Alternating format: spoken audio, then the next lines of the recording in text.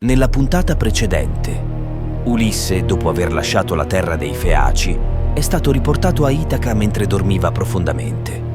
I marinai lo hanno adagiato sulla riva senza svegliarlo, ignari che quello fosse il luogo più atteso del suo lungo viaggio. Ma il ritorno dell'eroe non è passato inosservato agli dei. Poseidone, ancora furioso per l'oltraggio subito, ha scagliato la sua vendetta contro i Feaci. Sulla rotta del loro ritorno ha pietrificato la nave, trasformandola in roccia, e ha innalzato montagne attorno alla loro città, punendoli per aver aiutato il figlio di Laerte.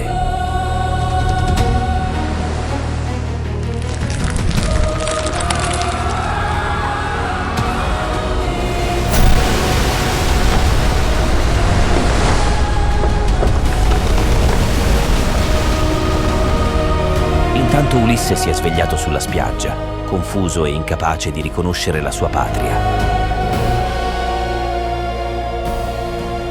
Atena aveva avvolto l'isola in una nebbia fitta, così da mantenerlo vigile e prudente. Poi, sotto le sembianze di un giovane viandante, lo ha messo alla prova prima di rivelarsi apertamente. Con un tocco di vino lo ha trasformato in un mendicante, affinché nessuno potesse riconoscerlo. Infine, gli ha ordinato di recarsi da Eumeo per scoprire la vera situazione della sua casa e dei proci che la insidiano. Ulisse ha allora raggiunto la capanna di Eumeo, il porcaro fedele, che lo ha accolto con ospitalità sincera senza sapere chi avesse davanti. Nel loro dialogo, Ulisse ha ascoltato con cuore pesante il racconto della rovina che affligge la casa di Odisseo. Intanto, lontano da Itaca, Atena è apparsa anche a Telemaco. Gli ha ordinato di tornare subito dall'ospitalità di Menelao, avvertendolo che i proci preparano un agguato contro di lui. Il giovane ha seguito il comando divino, è sbarcato in anticipo e ha evitato l'imboscata. L'episodio si conclude con il suo arrivo alla capanna di Eumeo, senza sapere che lì dentro suo padre è già tornato.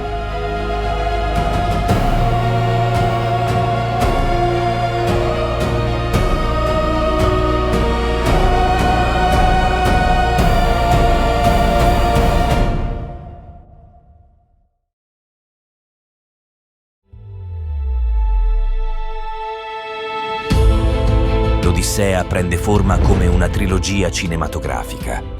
I primi 4 libri sono raccolti nella Telemachia, il viaggio del giovane Telemaco alla ricerca del padre. I 6 libri successivi compongono il film delle avventure di Ulisse, la traversata tra dei, popoli e creature che segnano il suo destino.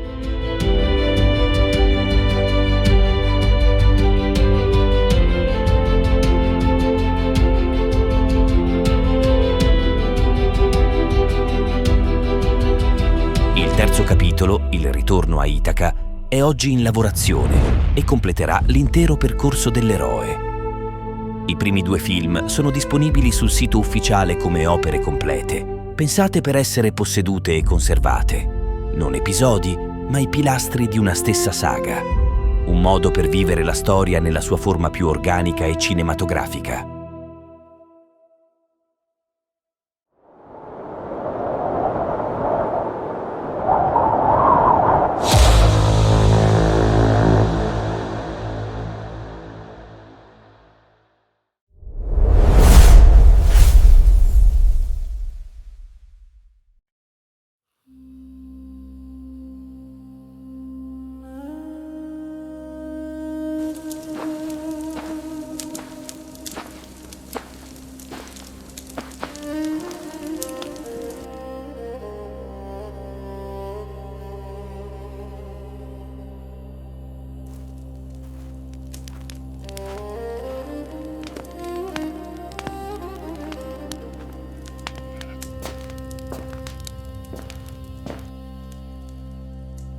Ciao Eumeo!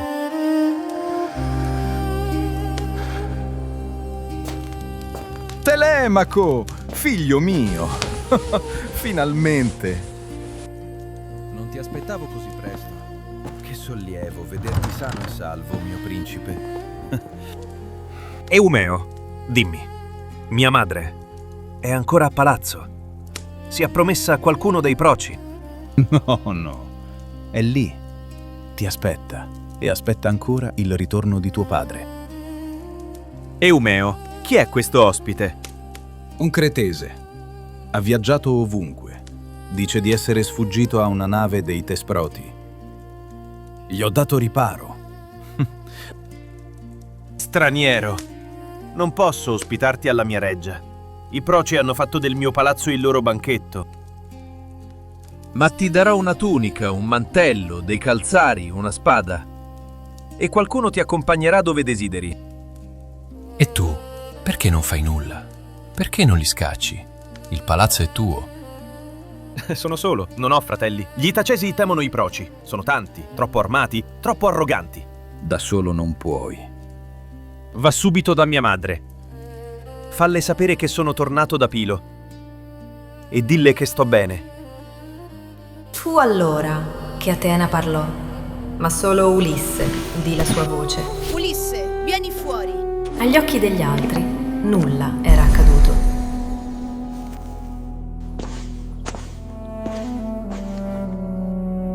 È il momento di rivelarti a tuo figlio.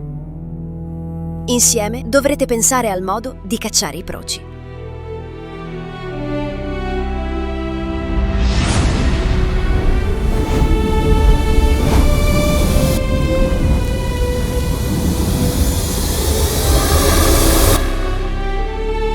Non temere, io sarò con te nella battaglia.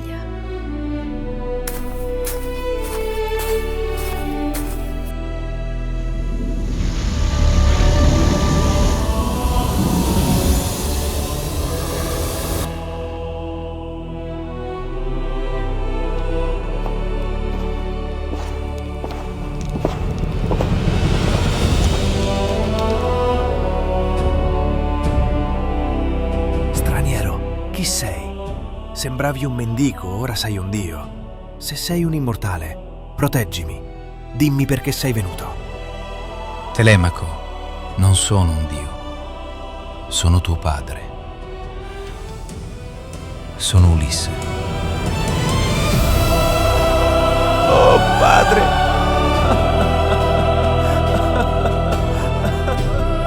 Padre mio!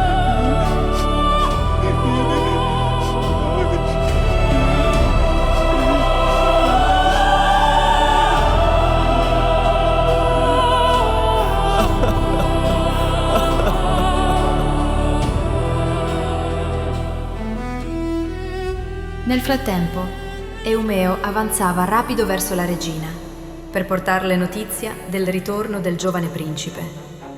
E mentre egli risaliva le strade di Itaca, la nave di Telemaco attraccava al porto e un emissario, balzato a terra ancor prima degli altri, correva con ogni forza verso il palazzo per avvertire Penelope che suo figlio era vivo. Accidenti, Telemaco non è con loro.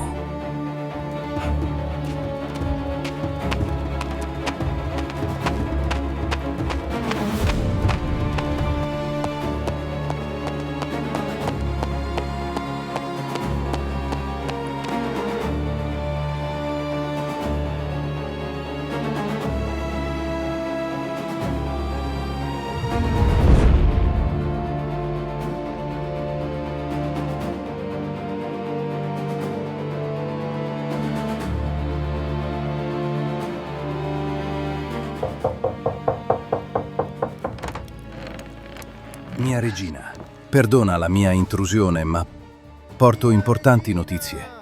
Telemaco. Mia regina!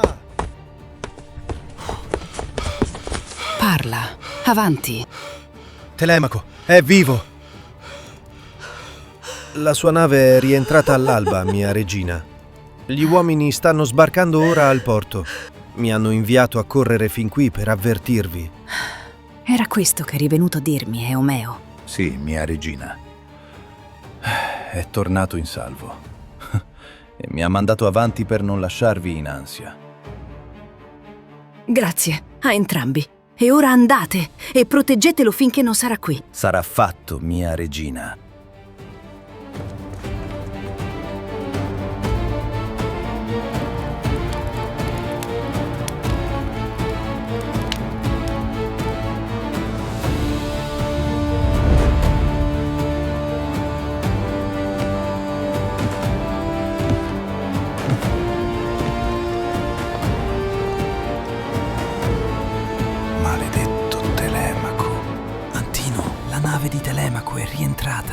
Cosa?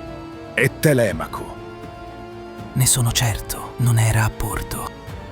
Impossibile. Eravamo appostati, nessuna vela è passata. Non l'abbiamo vista. È entrata nel porto mentre voi eravate lontani.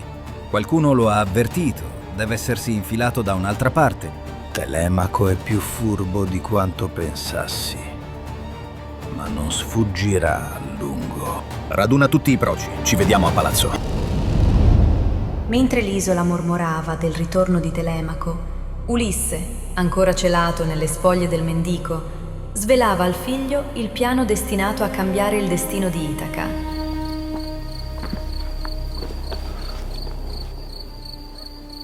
Padre, i proci sono più di 100. Come possiamo affrontarli? Non sei solo. Zeus e Atena sono con noi. E ora ascolta bene. Domani andrai a palazzo. Io arriverò dopo, ancora sotto mentite spoglie. E se ti maltratteranno? Lo faranno sicuramente. Tu non reagire, in nessun caso. Mi servirà tempo per capire chi è fedele e chi no. E poi? Quando ti farò un cenno, porterai via tutte le armi dal salone. Dirai che i proci ormai bevono troppo, potrebbero ferirsi tra loro. Sarà questo il pretesto. Senza armi, saranno nudi davanti a noi.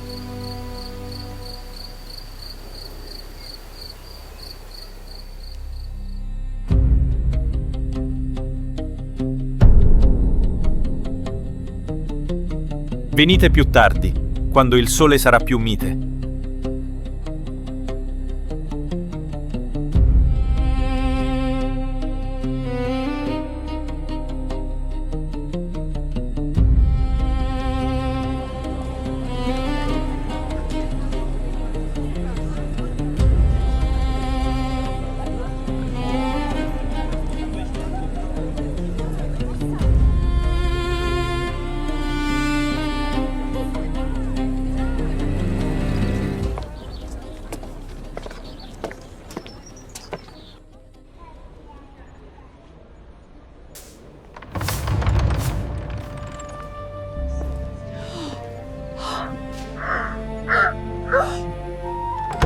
Telemaco!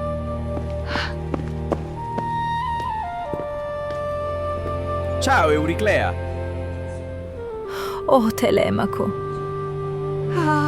Quanto timore hai lasciato nel mio vecchio cuore! Telemaco! Figlio mio!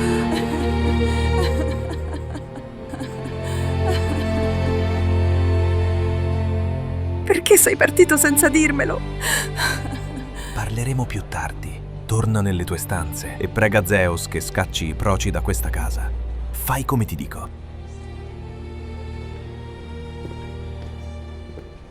Mentre nella reggia si riaccendevano gli affetti, il vero padrone di Itaca avanzava ancora per le strade polverose. Con il fedele Eumeo al suo fianco, Ulisse si avvicinava alla città, ignoto a tutti.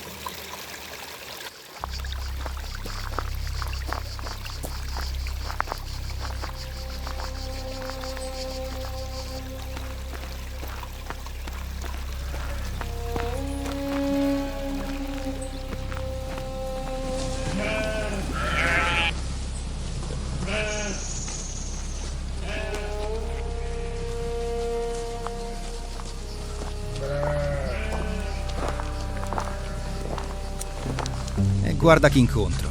Un porcaro e un mendico storto come un ramo secco. È questo che porti in città, Eumeo? Miseria sopra miseria? E tu, vecchio? Vada dove metti i piedi. Potresti inciampare prima ancora di chiedere l'elemosina. Vergogna su di te, Melanzio. Se il mio re fosse qui, non oseresti nemmeno sollevare gli occhi. Un giorno tornerà. E allora pagherai ogni insulto che hai sputato su questa terra.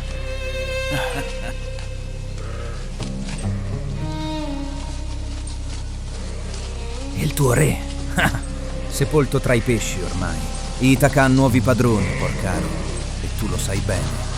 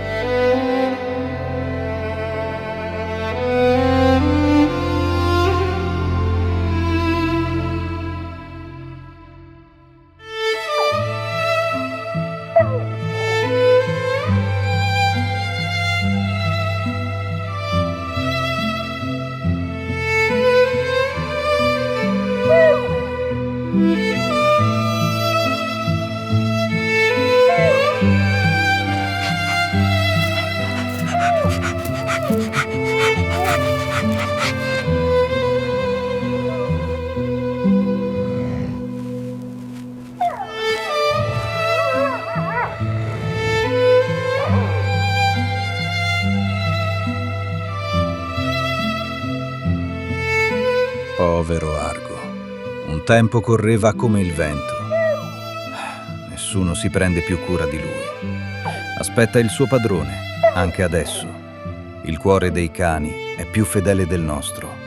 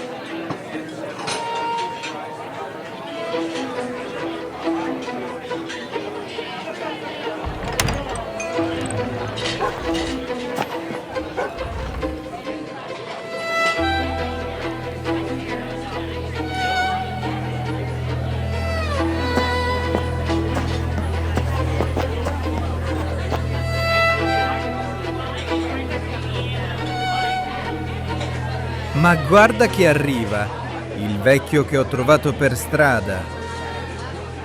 Porcaro, è questo il meglio che sai portare a palazzo?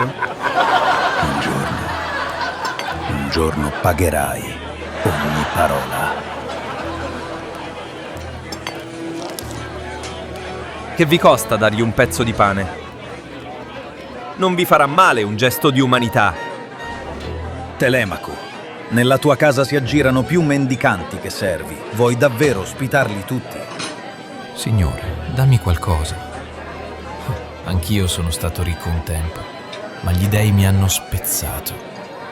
Via dalla mia vista! La tua anima è più povera del tuo cuore, giovane.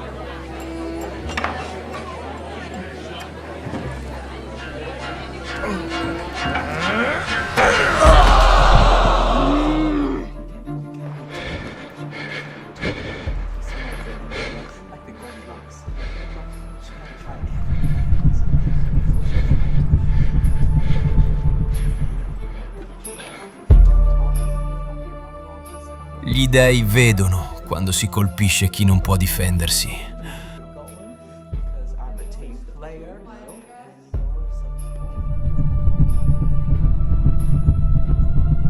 Che fai? E se fosse un dio sotto mentite spoglie?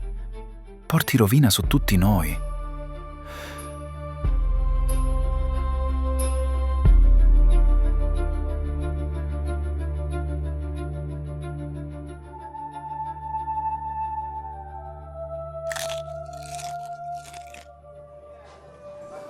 L'oltraggio di Antino non passò inosservato. Andate via! Un'ancella, nascosta tra le colonne, vide tutto e corse ai piani alti a riferirlo a Penelope. La regina, indignata, ordinò che il mendicante fosse condotto da lei. La giovane tornò nella sala e trovò Eumeo e il mendicante seduti in disparte, vicino al fuoco, lontani dal clamore dei proci.